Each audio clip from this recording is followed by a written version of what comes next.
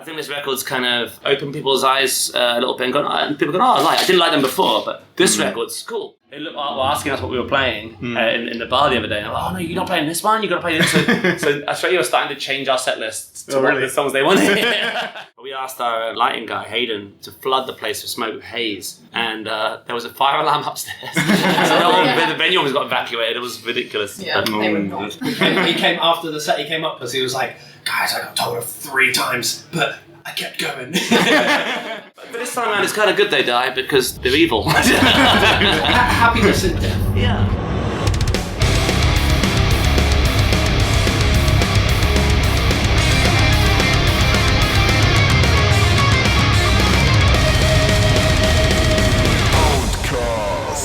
So here we go. Hello Will from Creeper, and hello our audience to the Outcast podcast.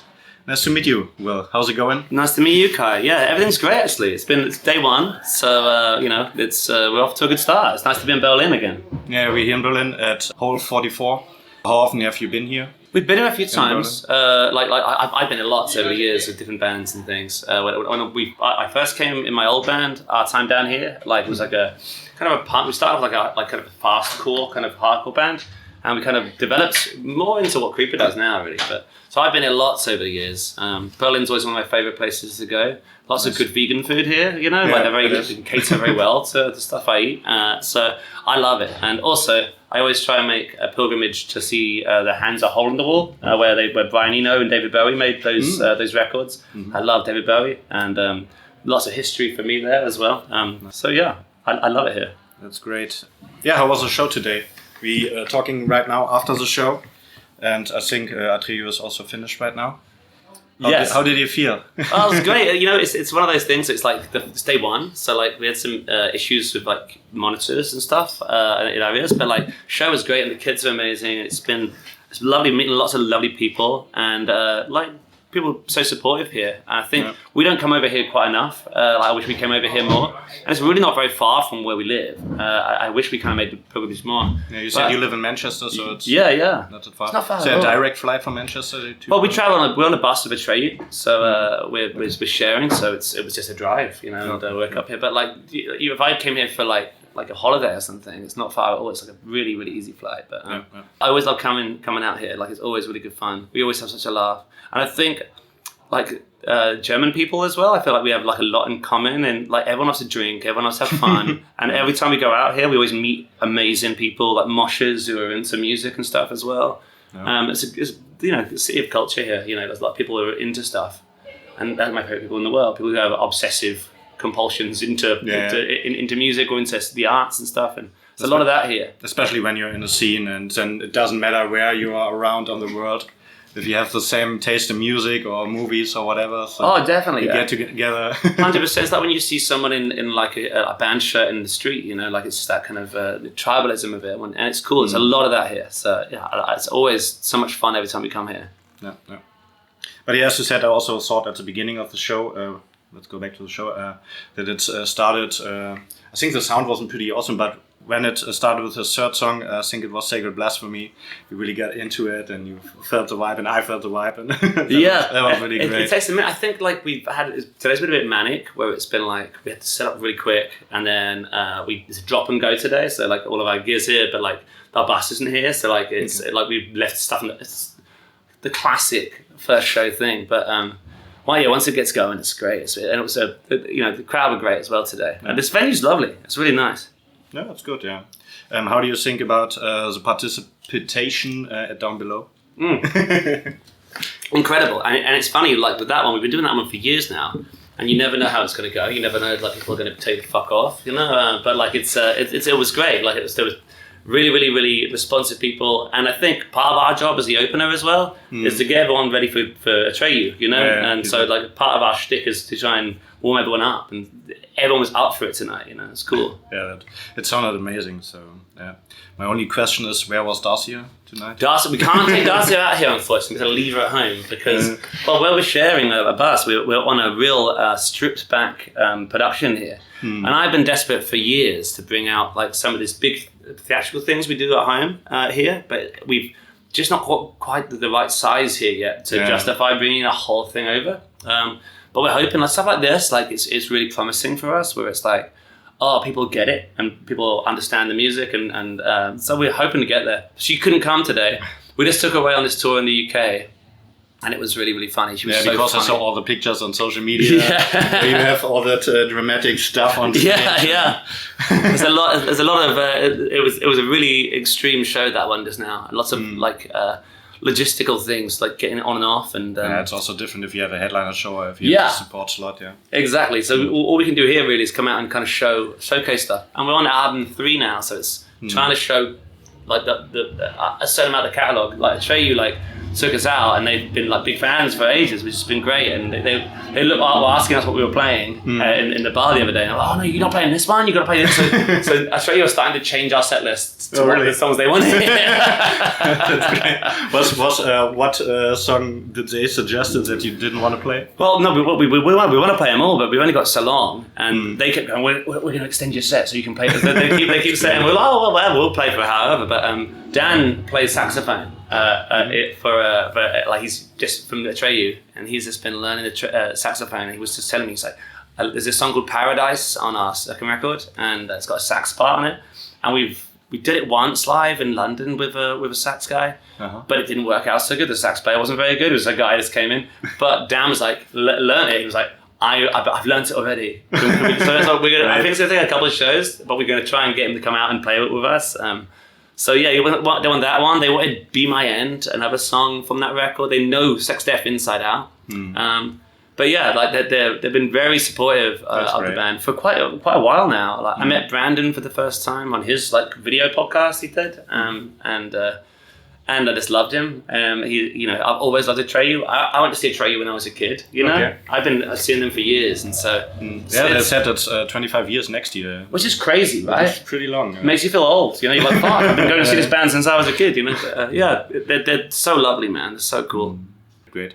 I just have some. We already started, but I have some starting questions to get to know you a little bit better. Yeah. Some this or that question. Danzig or Sisters of Mercy?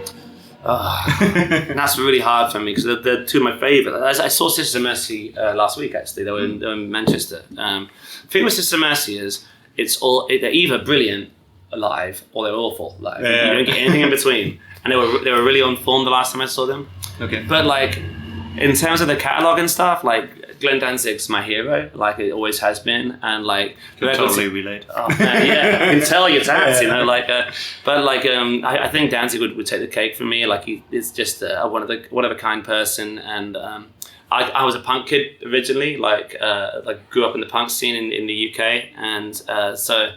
Like the Misfits were like a staple, like, and I've always been obsessed with the Misfits and those Danzig records we were talking about before we went live on this. So like I would say that. But Sisters of Mercy have been a huge influence on me like my whole life, and we're finally getting a chance to kind of use some of that in our sound now, which has been really fun. So that's why I'm asking. Yeah. Those two bands are getting more and more into your sound. Yeah. You started more like a emo band, I would say. We always got out, like, I always thought we were like kind of like AFI and Alkaline Trio and the Nerve Agents and kind of all that era sort of stuff. And Tiger Army was a big band for us growing up, like the psychobilly band. But like a lot of that stuff was in the very early days. And obviously My Chemical Romance was an influence. There was a band that we grew up loving as well. But all of those bands owe a debt to Glenn Danzig, like in the Misfits. It's kind of like those records, those AFI records that like All Hallows EP, which sounds like the Misfits sped up. And I loved all that stuff so much when I was a kid. Yeah, that's good. You just wait a second. Yeah. No, sorry, they've all just come in, so we can't. Oh yeah, sure. Okay. But we can't really go out there. That's okay. Why do you guys all stand here and watch me talk? Or join in. Oh yeah, join in. Why do you join in? Pull up a chair. I won't. Harry, you can't talk, sir. No, you can. Come on.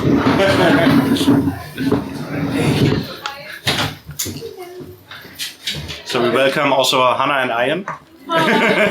Thanks for joining. We were just talking about, I'm just asking this or that questions. What is your opinion on Danzig or Sisters of Mercy? Oh, hell yeah. When we wrote this record, we were listening to Danzig 2 constantly. Yeah, we were, yeah. And it was definitely a huge influence. Obviously, me and Will bonded over Misfits at quite a young age. So everything they touched and everything Danzig touched sort of just has bled into everything we've ever worked on. It has, yeah. Yeah. I was only like, these guys introduced me to like both of those. So for me, and like Sister Mercy, I think, I don't know what the first song it was that you would have showed me, but I was like, yeah! I just, Yes. I mean, I came from a very different like musical background from these guys, but like, I think we kind of like influence each other in a bit of like me, musical theatre, these guys, like all that kind of stuff. So yeah. Patricia came to our show the other day. Oh, yeah. So like Patricia's a good friend of mine. He was in the Gun Club and the Bags and Sister Mercy. I was on Floodland, so she came to the London show the other day. She's been a good friend of ours for a while now, and she got some crazy stories about recording with Jim Steinman and making those big records out in New York. Like Floodland is one of my favourite records of all time. Also, just for your listeners at home, Laurie from the band has just entered the room in his boxer shorts. Unfortunately, you can't see that. You can use your imagination. It looks amazing. Some sort of ASMR, Laurie. So the next question is Dead Out of Hell or Dracula's puppet musical? Oh, that's difficult. So I would say Bat Out of Hell, but on our laminates, just for that UK tour just now, on the other side, I did it as a joke to make the guys laugh. We had the puppet musical, like a bat on the other side of the laminate. I didn't tell any of them. They just got the first. They got the laminates and the other side on it. But Bat Out of Hell is like a seminal album and one of the top 5 selling records of all time. But that's for a reason, I think. I think it stands out in terms of rock and roll. It came out at the height of disco, so it was completely misunderstood when it came out, in America first. And the Europeans got it first, before the Americans. It was big in Europe, far before it was in America. So, I always feel, I think that over, in this side of the world, we have a penchant for dramatic rock and roll, theatrical rock and roll, a little bit ahead of the curve at that. We talked about My Chemical Romance earlier on. They were bigger in England originally before they came over here. In Europe, they did these tours over here. And so, yeah, I think Meatloaf, even though it's a very, very American sound, you've got all these shades of Phil Spector on there, you've got shades of the Eagles, you've got all this different stuff going on, this bombastic, over-the-top rock and roll stuff. But I think it kind of feels very close to home for me in a weird way, even though all these influences are a little further afield. I remember listening to Bat Out of Hell in the car with my mum, how you had my dad had the cassette tape or whatever. Yeah. So I think we have quite I think you can't help but have grown up with that sound. So I would say Bat Out of Hell. Anyway, that's my reason. Oh yeah, I would say exactly the same. Oh yeah. I was more kind of a fun question. Actually, but no, that would be exactly. Yeah. Nice. Interview with a Vampire or Bram Stoker's Dracula? That's a hard one. You're gonna split the room here. Kai, you want us to fight? I straight away Bram Stoker's for me. I love that movie. It's one of my all-time favourites. Yeah. The atmosphere that movie is able to create, it's so enticing, but claustrophobic and gloomy. Oh, I fucking love that movie, dude. I love that movie. What would you say? I don't know, because Interview with a Vampire, I remember from a very young age seeing that, and I think a lot of our record, narrative-wise, has been influenced by some of the characters in that film and in that story, in the book before the film as well. Bram Stoker's Dracula is much sexier, I think. Yeah. It's true. So I'm gonna just to throw a wild card in, I'll say Into the Vampire. I was going to say Bram Stoker's Dracula because of the sexy. Yeah. That scene when he's in the bed and all the old one. all the vampire girls come out from the bed. Yeah. That was a big moment. The sexiest the sexiest part of that film is when he's crawling on the wall. And the scene where he's in sort of full werewolf mode for some reason. And he's shagging that girl outside. Shagging Nina on the fucking gravestone. He's shagging Nina outside. You can do whatever. Oh no, it's Lucy, isn't it? No, yeah, it is Nina, right? No. Anyway, he's going in on the gravestone. Good stuff. Nice. Playing festivals in sunlight or being opener in a club gig? Oh, so festivals or club gigs? I would say club gigs because I think Creeper always works better on like when it's a bit darker in the room. And sometimes when we're playing in daylight, it feels a bit odd. Yeah, yeah. Do you remember 2000 Trees last year? And it was like pure. It was like 30 degrees in the UK, which is quite rare. And it was the sun was just like. I turned out to be a big tree after I came on stage. I would go to clubs. Yeah, I love it. We did some shows with My Chemical Romance, and it was like that show in Bonn. I remember, like it's been so warm, all my makeup melted off straight away. And I think for a band like us, it just works better historically for our sort of music and the bands that we like. Seeing it in a dark room, although. I always say that scene where Cradle of Filth played that one year at Download Festival, and you always tell the story, you know, the rain cloud. Yeah. So like literally, as they came on to start playing, a rain cloud sort of gathered around the stage. And he was like, "Download, we have hired this rain cloud." It was a perfect mood. Yeah, exactly. It was so perfect. Great. I also saw you at the first time at Full Force Festival. I think. Yes, yeah. Yeah, it's better in a small club.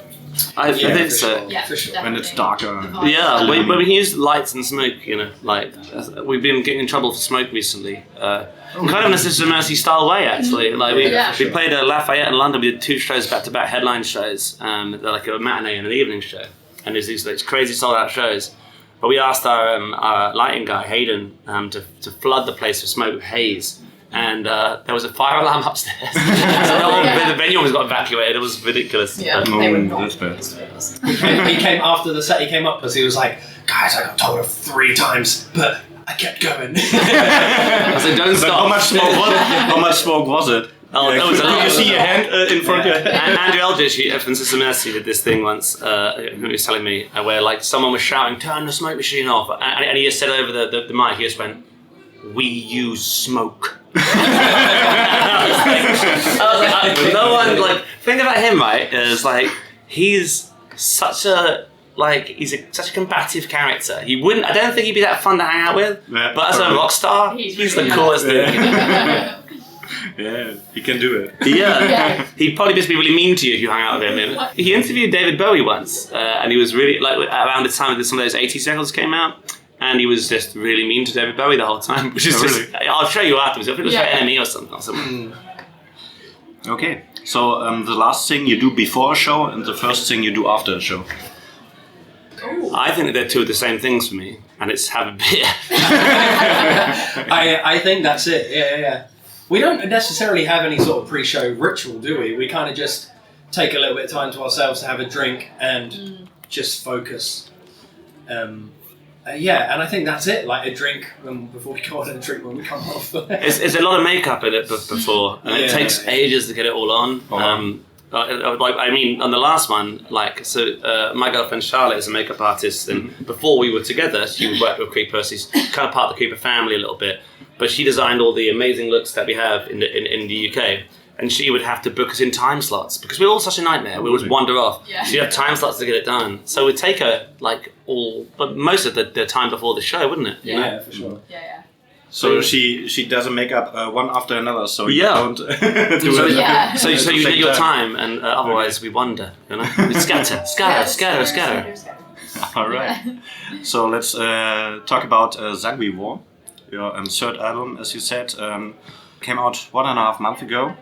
How's the response so far? What do you think? I think it's been the greatest one we've had to anything. Yeah, for sure.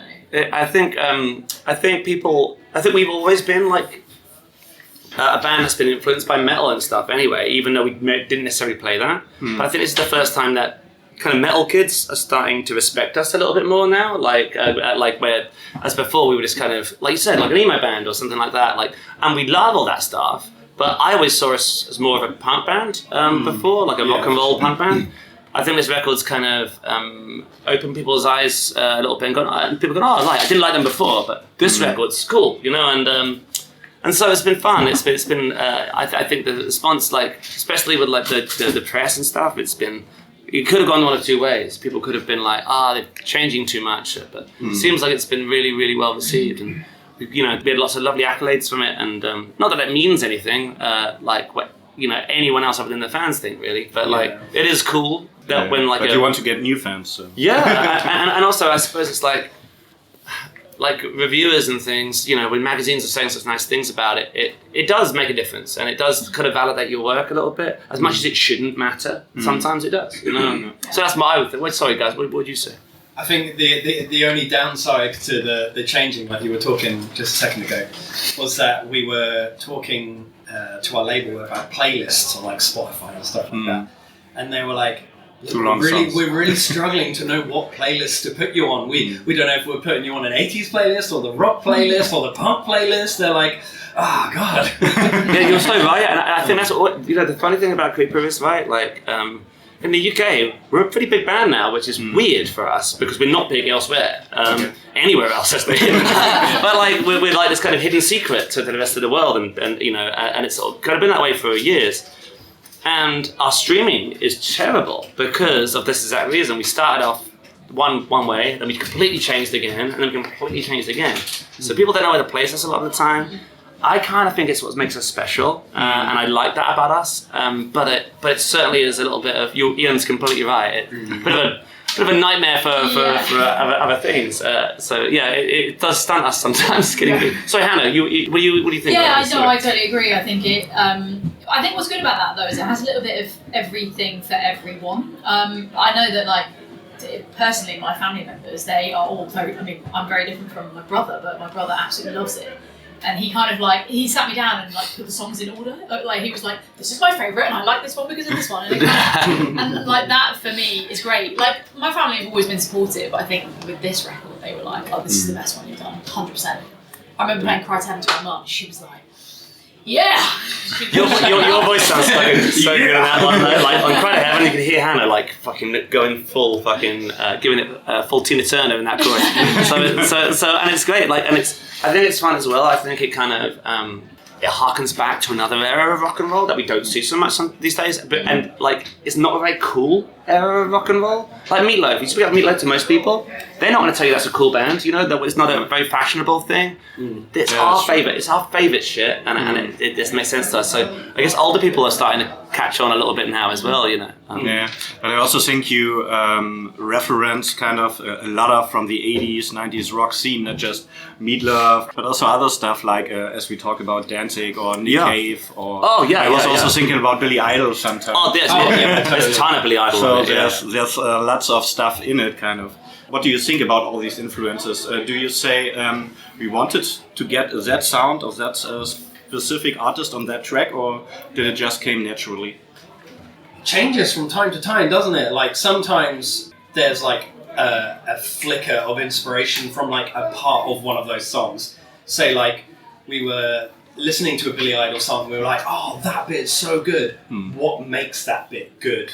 And then we sort of dissect it and we're like, okay, how can we do our version of this? But then other points, it just accidentally happens that way because we've been listening to it so much that it just leaks into our writing process. So yeah, it's super organic like that, I think. I think in terms of like, it's never our intent to go out and go, okay, how can we rip this off? You know, but I think a lot of the time with us as well, probably going back to how I was answering the question before, I kind of think that some of the stuff that we're really into, you don't really see in the emo punk scene that much, or some of the scenes that we played to. So like people go, oh, that sounds like Nick Cave, it reminds me of this other thing, which is really, really cool. But we just don't really fit in a box very easily for that reason, where it's like, it's easier to say, oh, this is a collection of these influences, rather than, oh, it's trying to be its kind of own thing. You know? And in the metal scene, just relate to the other thing you said, that you're welcome in the metal scene. There are some bands like, for example, Unto Others. Also catch that vibe. Oh, we love that band. Have that riffs, and they got bigger in the last years. And I think it's not really a revival, but it always plops up. I think, you know what I think about that? We were talking to, actually Dan from Atreyu was saying this to us the other night. He was saying to me and Sean the other night, He sat there in the corner. He was Also changing. there's lots of naked men around us, which is classic with the 80s, you know. But it's like a Tim Capello situation up here. I think a lot of that stuff, like he was saying, it seems to be like. So we had hair metal, which was this whole big amazing thing with all this. It was big flamboyant rock and roll. We also had like hard rock, like Judas Priest and like all that side of stuff. And it was all killed off by like grunge and stuff like that came along and kind of changed all that stuff. And I always thought grunge was so much more boring than all that stuff that came before. I like grunge, I do, but I think what Dan was kind of saying was, he's noticed like Atreyu's having a resurgence. You know, like these kind of bands that have more really over the top and flamboyant stuff going on. People have kind of got a bit bored of just seeing the guy on stage in a t-shirt singing. And Underweathers are a great example of that. Another band I think are really great from over here actually. Grave Pleasures, they're from the mainland, and Grave Pleasures used to be Beast Milk. I think they do a style of post-punk that you don't really hear that much these days, of gothic rock stuff. And it's funny, since Sanguivore came out, I've made friends with the 69 Eyes, who are a big influence on me growing up. And I think a lot of that stuff, I can see a revival of sorts, like as you say, it's coming also through. Every 10 or 20 years, as you said, like Atreyu, the metalcore is coming back into action, and maybe 69 Eyes will come 5 years later or something. Oh yeah, action. But even in like the higher end of the alternative scene at the moment, you got Ghost. Oh yeah, and like Sleep Token. Again, they're not like grungy dudes just in a plaid shirt playing, are they? They're like got masks and they got all these theatrics, and it's like that's what's happening right now. Yeah, and really also has these 80s references, also with the saxophones. Exactly. And I think that like as much as we like all sorts of music, I think that there's been this little gap for a while where it's been like, oh god, people want to come see a show, you know. But we did a tour of Alice Cooper last year.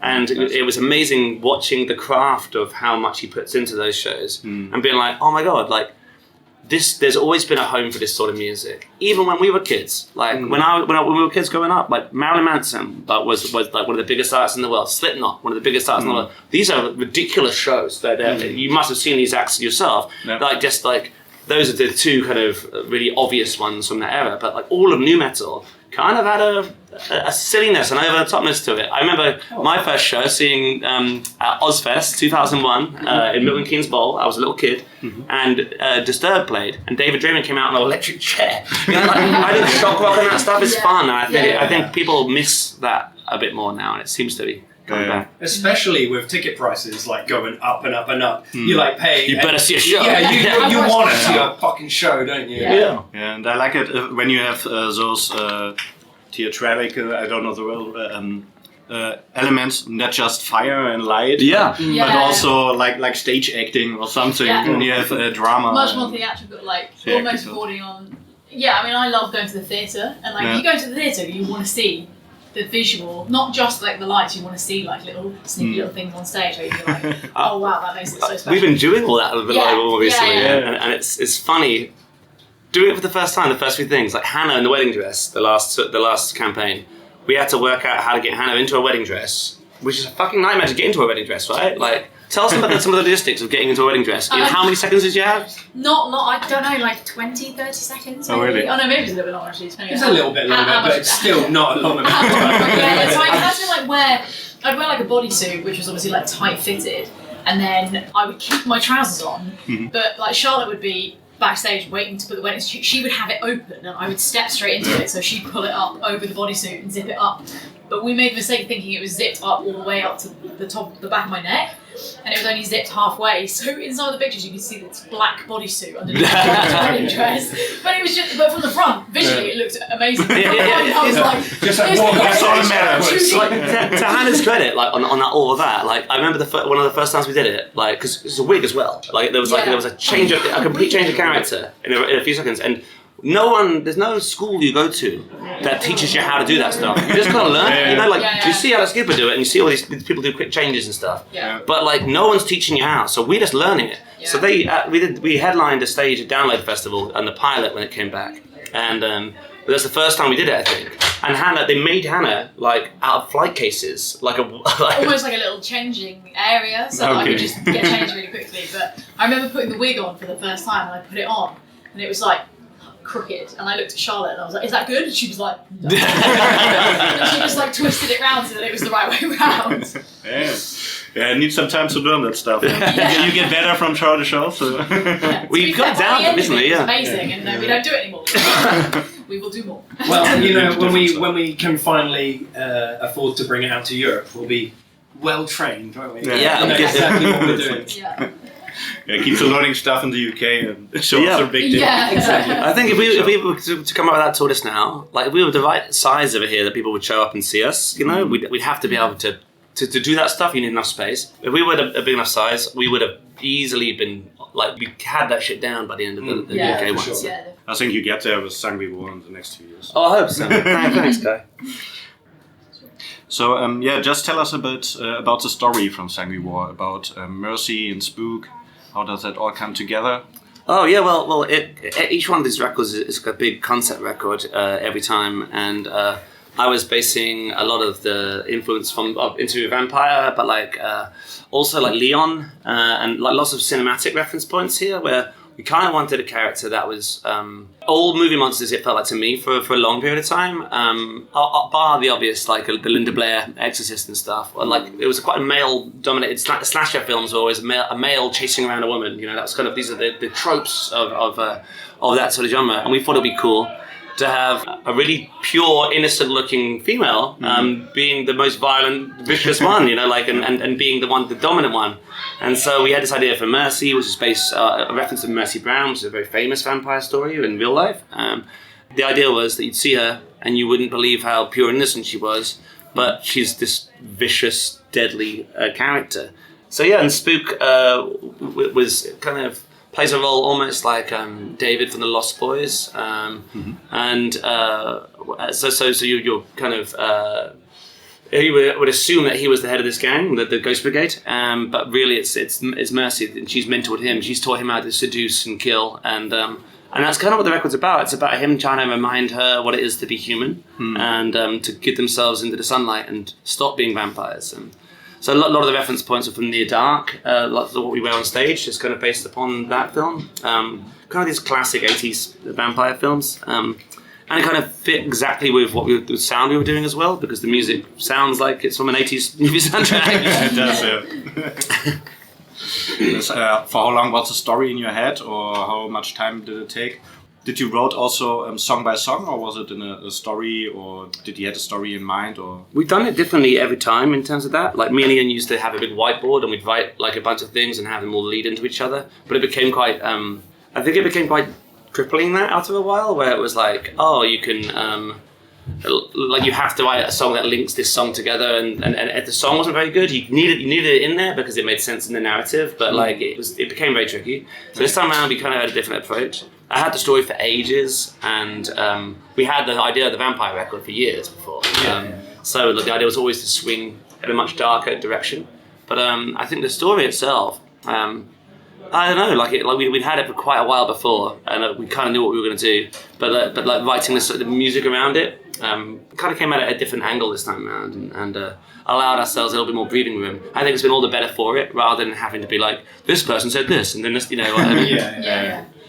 So it came all organically. You didn't write a novel and said, no, we did that. we did that on the last one, which and I think a lot of it went over people's heads. It was a fucking labour of love, but like So we were like, oh, what we need to do really is kind of have a beginning point, an ending point, and parts in the middle that carry it. But we were really focusing on songs this time around. So yeah, for sure, it definitely became like little creative roadblocks along the way when we had like a set example of songs we wanted to do, or like gaps we wanted to fill. And it was like, we'll get to this one song where we're like, oh, okay, so here we need a song that kind of starts a bit raucous and then moves into like a ballad end. And then we would get stuck on that one point because we had to try and fill the criteria. And if it wasn't coming organically, it just halted the whole creative process, didn't it? Definitely, and I think like the problem with that as well is like everyone, you obviously it's great to have a concept record. It's really, really great to do that. But like if it's at the detriment to the music, people are putting on a record to hear good songs, you know, and sometimes we've been guilty in the past of trying to be too narrative focused, and even though this one it's a very obvious large concept record, I think the songs kind of came first this time around. Okay.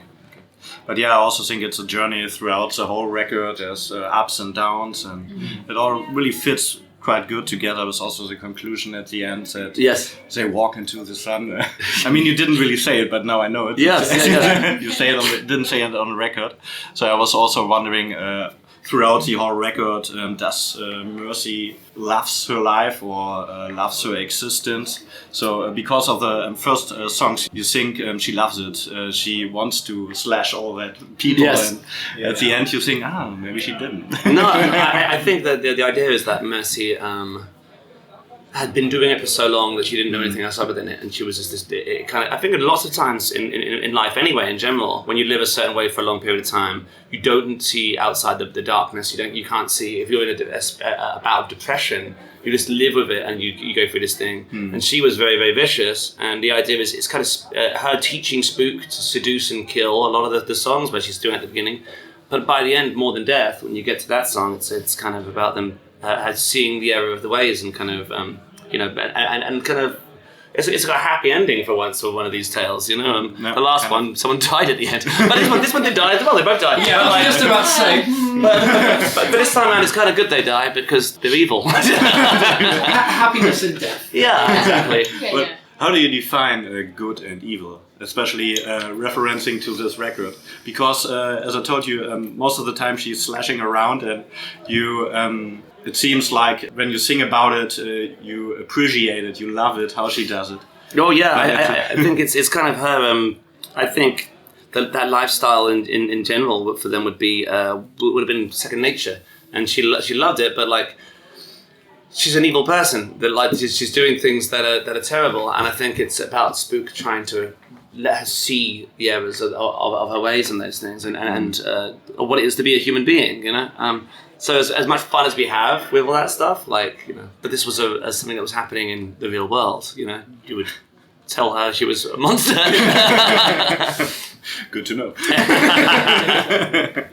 All right, but that's also the. Good and creepy stuff about it. I think we all like in the horror scene kind of. Yes. When it gets creepy and bloody and gory and all that stuff. You wouldn't do it in the real life. Exactly. Yeah, exactly. You'd hope not. So I want to ask you something about the cover. Are those the Sisters of Mercy on the cover? The cover was designed by Welder Wings, and so the idea was that it was Mercy in the forefront. I love the cover because I think it looks kind of timeless on its own, and I think the record. Hopefully, the idea is that the cover seeds the beginning of the story before you even press play on the record. And yeah, so maybe not Sisters of Mercy, but these are kind of maybe the tortured souls surrounding her, the people she's been in the past herself. There's a lot going on there as well. There's a ghoul in the corner. But yeah, I think it says quite a lot about the story before you even begin. And much in the same way that the title, Sanguivore, involves you having to interact with it straight away. Because a lot of people don't know what the fuck it means, and so it involves, I think we live in an era where music is somewhat disposable and people listen to one song and put it on a playlist and that's kind of it, gone.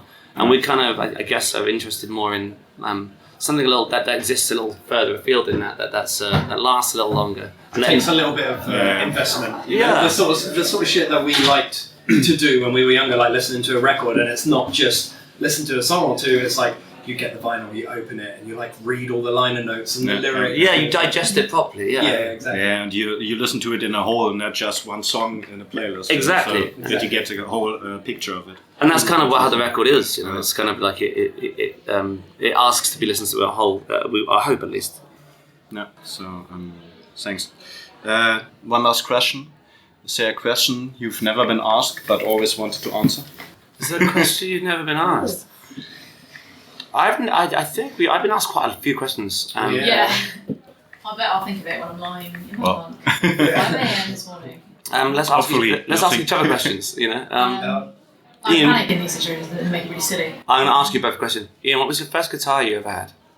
My first guitar was oh my god, I can't even remember the brand, but I'm a huge Metallica nerd. And James Hetfield used to play those Explorer guitars. I really wanted one. Couldn't afford a proper Gibson or a proper ESP. So my mum went and bought, it was like a replica, like a knockoff black one. I can't remember the brand now, driving me crazy. But yeah, my mum couldn't afford it, so she asked my dad, and they put together like 50 quid to get me this £100 guitar. And yeah, that was it. It's gonna bug me. It's like basically one of those guitars that isn't a well-known brand. And it's like, but it's a first. But it played like crap. But is it the one you put the headstock of at that show? Yeah. Ian and I used to play in a hardcore band years ago. No, I wasn't in that band actually. That was one of the other ones. That was your youth crew band. Yeah. And Ian, like at the end of it was like their last show, and everyone was jumping on him, and we snapped the headstock of the guitar. Oh, no. Okay. Yeah, Hannah, question for you. Okay, what was the first song you learnt on piano? It's quite difficult. The first proper song I learned was Leben by Ludwig Einaudi, which is like really famous. Like you would all know it because Ludwig Einaudi is one of the best composers ever. And I think that was the first song that I actually learned. That I was like, it wasn't just like. Boop, boop, like easy. Well, actually, they say that. I think it was for Elise. You know, I was like. Oh yeah. That was one of the ones that I wanted to learn when I was a kid, and my piano teacher was like, "Right, let's do it. You can play now." One of the first songs you learn on the piano, also The Entertainer, I learned at. Oh my god! Yeah, my dad told me that. That's a great one. That for Elise was always on those keyboards where it's like, I'm going to teach you how to play. Press the button, and it does.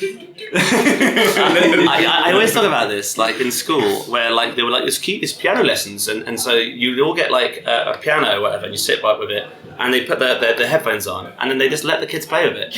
And what we always did, they always had that button that said DJ. Do you remember that, the DJ button? And you just it was shaped like a little kind of like a record or something, and you push it, and because the teacher can't hear, it's just like.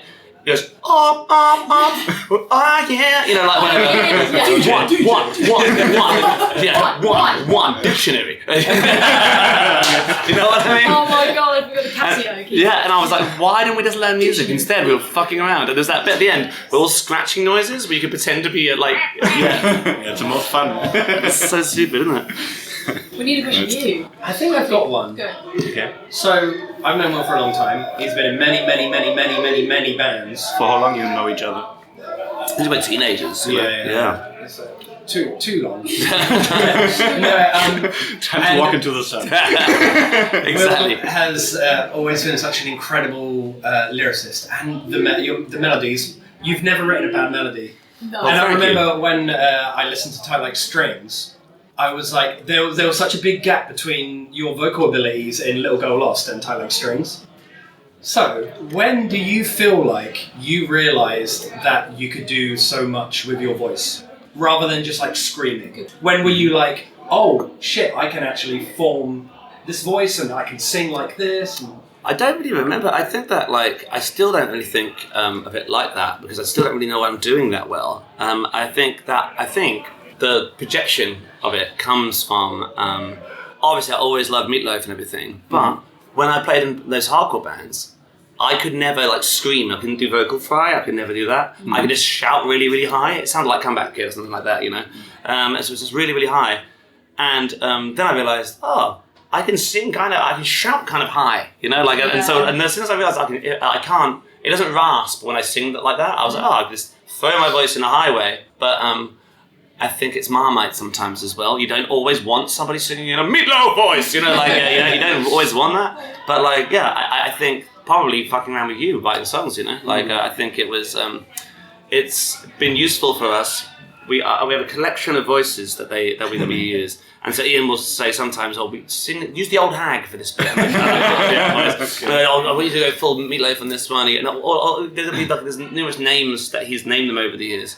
And so we just add to this pot of stuff, and it's just like kind of picking the right instrument for each job, you know, like each tool for each job. So I still don't really know. And sometimes, I've never had any lessons, so I I don't know if I'm doing it correctly or not, and sometimes I'm pretty sure I'm not.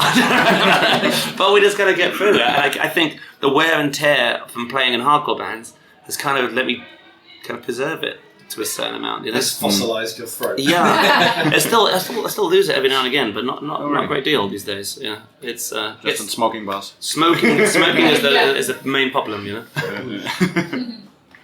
Okay. Yeah, thanks for thanks, your guys. Thanks very much. Cheers, dude. Yeah, thanks for your time and enjoy the rest of the tour. Thank you very much. Yeah, thanks, mate. And hopefully next year or next 2 years headlining show with all the dramatic stuff. We've got to go out and do it. I would love that. Yeah, I think what we've got to do is just come out here and see if people want to see it. You know, like the truth is we've done a lot out here, but every time we put a headlining thing out, it's never really been well attended. So like but we've been out here quite a lot since then. So as soon as people start like showing up to stuff on our own, we can start bringing that stuff over. But nice. you know, so hopefully in the next couple of years we'll do something a bit more substantial here. Yeah, I think so. Also, one question: do you also plan new music right now? Do you go the same direction again, or do you plan something different? I couldn't tell you that. You know, that would ruin the whole bit. I think what I would say is that we're very happy at the moment. I think as a group, and like our drummer Jake, this is the first record he's played on us with, and it's just changed everything for us. Me and Ian have played together in this band for many moons, but having Jake's influence on it has opened up lots of doors. So it's feels very comfortable right now. Was that be fair to say? Yeah. Oh yeah, 100%. Yeah, for sure. It's a really sort of happy little space. It's the best we've ever been, I think. Yeah, I agree. Yeah, that sounds like it. Thanks. Thanks a lot.